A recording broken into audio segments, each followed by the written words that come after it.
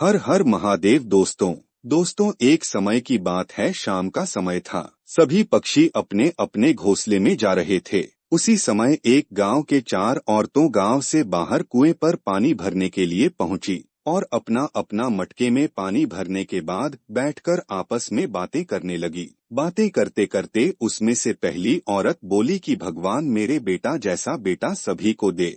मेरे बेटे का कंठ इतना सुरीला है कि उसकी आवाज सुनकर सभी मुग्ध हो जाते हैं।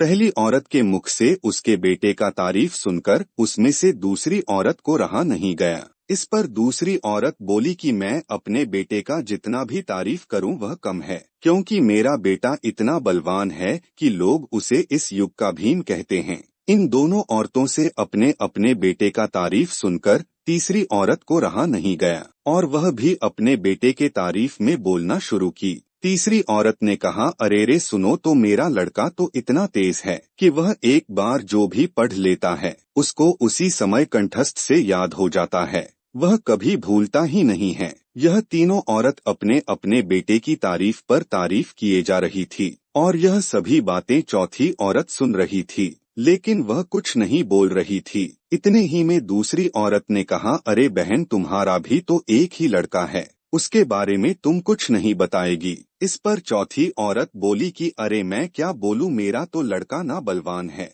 ना ही वह अच्छा गाता है, मैं क्या अपने बेटे का तारीफ करूं। यह सुनकर चारों स्त्रियां मटके उठाकर और अपने गांव की ओर चल दी। तभी उन सभी के कानों में कुछ सुरीला सा स्वर सुनाई दिया। इस पर पहली स्त्री ने कहा, देखो मेरा पुत्र आ रहा है, वह कितना सुंदर और सुरीला गाना गा रहा है। पर वह लड़का उन स्त्रियों के सामने से निकल गया, लेकिन अपनी माँ के ओर देखा तक नहीं। अब कुछ दूर जाने पर एक बलवान लड़का उन चारों स्त्रियों के सामने से आ रहा था। इस पर दूसरी औरत ने कहा, देखो मेरा बलिष्ठ पुत्र आ रहा है। इसी पुत्र को सभी लोग कलयुग का भीम कहते हैं। लेकिन वह भी लड़का उन चारों स्त्रियों के सामने से निकल गया, लेकिन अपनी माँ की ओर नहीं देखा।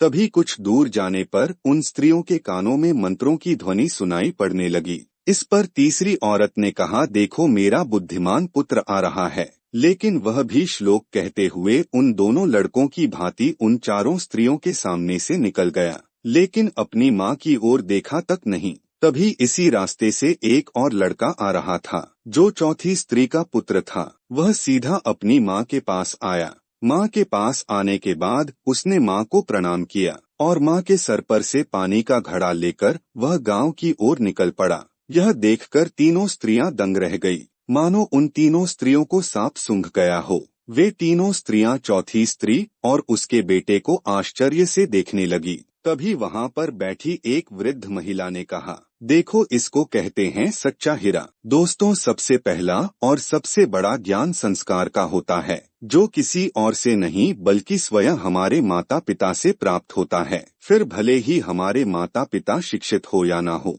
यह ज्ञान उनके अलावा दुनिया का कोई भी व्यक्ति नहीं दे सकता है। दोस्तों आप लोगों को कहानी कैसी लगी कमेंट बॉक्स में जरूर बताएं, और यदि चैनल को सब्सक्राइब नहीं किए हैं तो चैनल को सब्सक्राइब करके घंटा का बटन जरूर दबाएं, जिससे मेरे द्वारा भेजी हुई कहानी सबसे पहले आप तक पहुंचेगी। मिलते हैं एक और नई कहानी के साथ, तब तक के लिए जय श्री राम, जय जय श्री राम।